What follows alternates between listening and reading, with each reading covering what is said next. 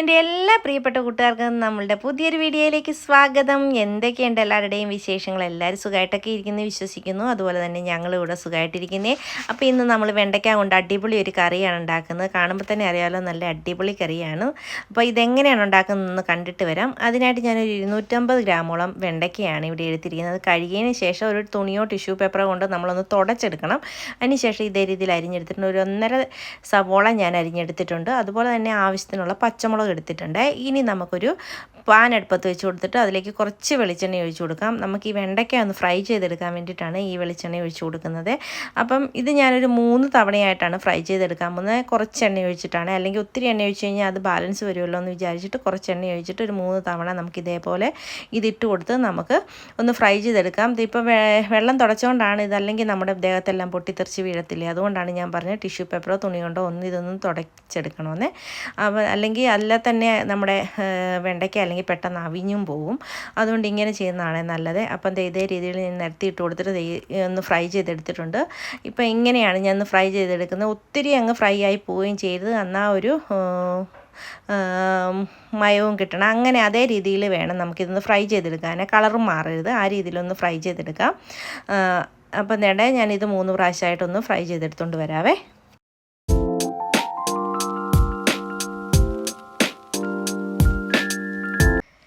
ആദ്യത്തെ 2 ട്രിപ്പ് ഞാനൊന്ന് വറുത്ത് കോരി, അതിനകത്ത് ശേഷം 3ാമത്തെ ട്രിപ്പും കൂടെ ഒന്ന് വറുത്ത് കോരി എടുക്കുവാണ്. അതിനുശേഷം നമ്മൾ ഇവിടെ ഒരു മൺചട്ടി അടുപ്പത്ത് വെച്ച് കൊടുത്തിട്ടുണ്ട്. ആ മൺചട്ടി ഒന്ന് ചൂടായി വരുന്ന സമയത്ത് നമ്മൾ വെണ്ടയ്ക്ക ഫ്രൈ ചെയ്ത വെളിച്ചെണ്ണ തന്നെയാണ് ഒഴിച്ചു കൊടുത്തിട്ട്, മുഴുവനായിട്ട് ഒഴിച്ചു കൊടുത്തിട്ടില്ല, കുറച്ചേ ഒഴിച്ചു കൊടുത്തിട്ടുള്ളത്.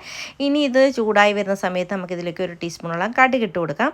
കടുക് ഒന്ന് പൊട്ടി വരുന്ന സമയത്ത് നമുക്കിതിലേക്ക് ആവശ്യത്തിന് കറിവേപ്പില ചേർത്ത് കൊടുക്കാം. കറിവേപ്പിലയും ഒന്ന് നന്നായിട്ട് എണ്ണയിൽ കിടന്നൊന്ന് മൂത്ത് വരുന്ന സമയത്ത് നമുക്കിതിലേക്ക് അരിഞ്ഞു വെച്ചിരിക്കുന്ന നമ്മുടെ സവോളയും പച്ചമുളകും ചേർത്ത് കൊടുക്കാം. പച്ചമുളകൊക്കെ അവരവരുടെ എരിവിനനുസരിച്ച് ചേർത്ത് കൊടുക്കാം. ഇവിടെ ഇച്ചിരി എരിവും എല്ലാത്തിനും മുന്നോട്ട് വേണ്ടതുകൊണ്ട് ഞാൻ കുറച്ചേറെ പച്ചമുളക് ചേർത്ത് കൊടുത്തിട്ടുണ്ട്. പിന്നെ കുരുമുളക് പൊടി ചേർത്ത് കൊടുക്കാം. ഞാൻ ഗരം മസാലപ്പൊടിക്കകത്ത് കുരുമുളക് ഓൾറെഡി ചേർത്തിട്ടുള്ളതുകൊണ്ട് ഞാൻ അതുകൊണ്ട് കുരുമുളക് ചേർക്കുന്നില്ല. ഇപ്പം അത്യാവശ്യത്തിന് എരിവുള്ള പച്ചമുളകാണ് ചേർത്ത് കൊടുത്തിരിക്കുന്നത്.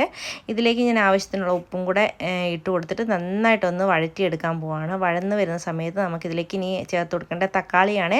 പുളിയുള്ള തക്കാളിയാണെങ്കിൽ ഒരു 1/2 തക്കാളി ചേർത്ത് കൊടുത്താൽ മതി. പുളിയില്ലാത്തതാണെങ്കിൽ ഒരു തക്കാളി ചേർത്ത് കൊടുക്കാം. ഞാനിത് 1/2 തക്കാളിയിൽ താഴെ ആണ് ചേർത്ത് കൊടുക്കുന്നത്, കാരണം ഇവിടുത്തെ തക്കാളിക്ക് നല്ല പുളിയായിരുന്നു. അതുകൊണ്ട് ഇവിടെ പുളി ഒത്തിരി കൂടുതൽ വേണ്ടാത്തത് കൊണ്ടുമാണ്.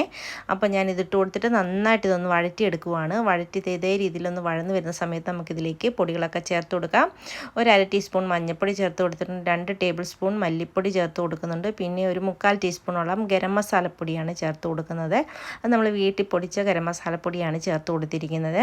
അതും കൂടെ ചേർത്ത് കൊടുത്തിട്ട് ഈ പൊടികളെല്ലാം നന്നായിട്ട് ഒന്ന് മിക്സ് ചെയ്തെടുക്കണം. ഇതിൻ്റെ പച്ചമണമൊക്കെ ഒന്ന് മാറി വരുന്നവരെ നന്നായിട്ടൊന്ന് എണ്ണയ്ക്കകത്തിട്ടൊന്ന് മൂപ്പിച്ചെടുക്കണം.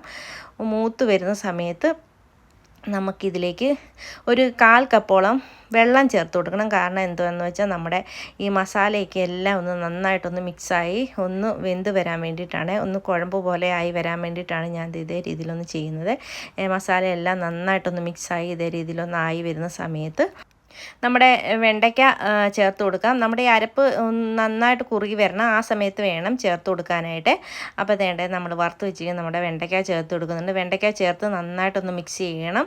ഇനിയിപ്പോൾ ഇത് ഉടഞ്ഞൊന്നും പോകത്തില്ല, കാരണം എന്താണെന്ന് വെച്ചാൽ നമ്മൾ നന്നായിട്ട് ഫ്രൈ ചെയ്തെടുത്താണല്ലോ, അതുകൊണ്ട് ഉടഞ്ഞൊന്നും പോകത്തില്ല. നന്നായിട്ടൊന്ന് മിക്സ് ചെയ്തിട്ട് ചെറുതീയിലൊരു 5 മിനിറ്റ് ഇതൊന്ന് വെക്കണം. ഈ മസാലയെല്ലാം നമ്മുടെ വെണ്ടയ്ക്കകത്തൊന്ന് പിടിക്കാൻ വേണ്ടിയിട്ടാണ്. അതേ രീതിയിലൊന്ന് വെച്ച് കഴിഞ്ഞിട്ട് വേണം നമുക്കിതിലേക്ക് ലാസ്റ്റ് ഒരു കപ്പോളം തേങ്ങാപ്പാൽ ചേർത്ത് കൊടുക്കാൻ. നല്ല കുറുകിയ തേങ്ങാപ്പാൽ തന്നെ ഇതിലേക്ക് ചേർത്ത് കൊടുക്കുക. എന്നാലാണ് നല്ല അടിപൊളി ടേസ്റ്റ് കിട്ടുന്നത് കേട്ടോ. വെള്ളമൊന്നും ചേർക്കാതെ നല്ല അടിപൊളിയായിട്ട് പിഴിഞ്ഞെടുക്കണം. തേങ്ങായും ഇല്ലെങ്കിൽ നമുക്കിതിലേക്ക് കാഷ്നട്ട് അരച്ച് ചേർത്താലും അടിപൊളി ടേസ്റ്റാണ് കേട്ടോ. ഞാൻ ഇതിനകത്ത് തേങ്ങാപ്പാലാണ് ചേർത്ത് കൊടുക്കുന്നത്. അപ്പം നമ്മുടെ തേങ്ങാപ്പാലും കൂടെ ഞാൻ ഒഴിച്ച് കൊടുക്കുന്നുണ്ട്.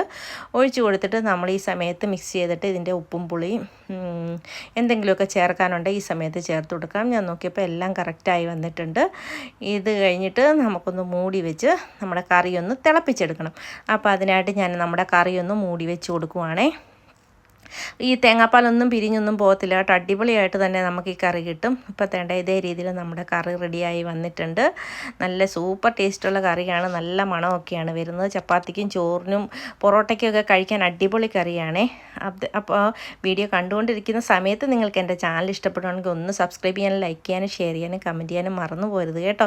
അതുപോലെ തന്നെ സബ്സ്ക്രൈബ് ചെയ്യാതെ ആരെങ്കിലും കാണുന്നുണ്ടെങ്കിൽ പ്ലീസ് ഒന്ന് സബ്സ്ക്രൈബ് ചെയ്ത് സപ്പോർട്ടും കൂടെ ചെയ്തേക്കണേ. സ്കിപ്പ് ചെയ്യാതെ വീഡിയോ മുഴുവൻ ഒന്ന് കണ്ട് സപ്പോർട്ട് ചെയ്യണം കേട്ടോ. അപ്പോൾ നല്ല കാണുമ്പോൾ തന്നെ അറിയത്തില്ല, നല്ല കുറുകിയ അടിപൊളിയായിട്ടുള്ള കറിയാണ്. നല്ല മണമാണ് വരുന്നത് കേട്ടോ. തീർച്ചയായിട്ടും ഒരു തവണയെങ്കിലും ഇതുപോലെ ഒന്ന് ട്രൈ ചെയ്ത് നോക്കണം കേട്ടോ. അപ്പോൾ ഇതുപോലുള്ള ചെറിയ ചെറിയ കുക്കിംഗ് വീഡിയോസും വ്ളോഗ്സും ഒക്കെ ആയിട്ട് വരുന്നവരെ എല്ലാവർക്കും താങ്ക്